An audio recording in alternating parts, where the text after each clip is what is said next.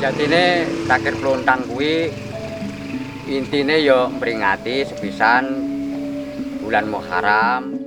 Sampai panjenengan nggih, para bapak lan sedaya. Nggih. Ingkang dados panutanipun sedaya warga Wonosari jaler estri ageng alit tuwa anom pramila dinten konstitusi jakoi muga sedaya warga Wonosari diparingana teguran salujeng saking Gusti Allah anggenipun nyambet damel anggenipun biyan anggenipun ngomongi anak putune sedaya uli dengan sak tangi filme dengan sak bangsi dengan sak rajine kudinga angsal donga panjenengan saking Gusti Allah mugi dipun seseni dumateng para bapak ibu ingkang sami rawuh mriki sedayanipun. Nggih.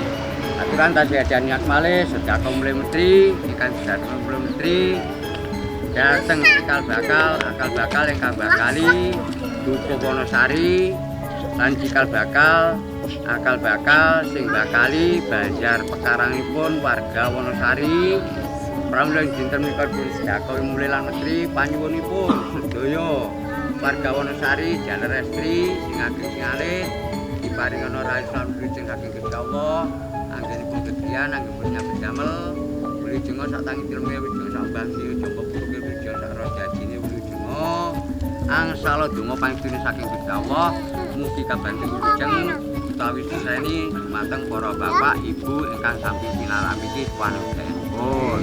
Kok bilih anggen kula matur anggen kula ngucapaken kirang langkungipun lan ugi kok bilih anggenipun kerakit asa menika kirang langkungipun muga-muga Gusti Allah piyambak ingkang jantepi nggih.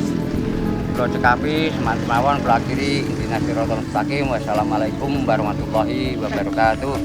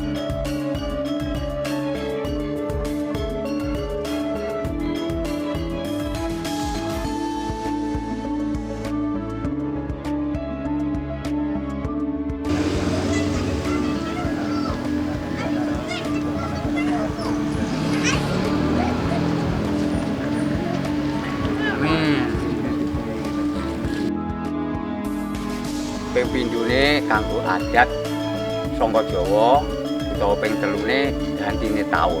Intine taun kuwi maune taun alif, saiki taun indi. Makane iki miturut wong tuwa mbiyen ya adate wong Jawa mula diumumke neng prapatan.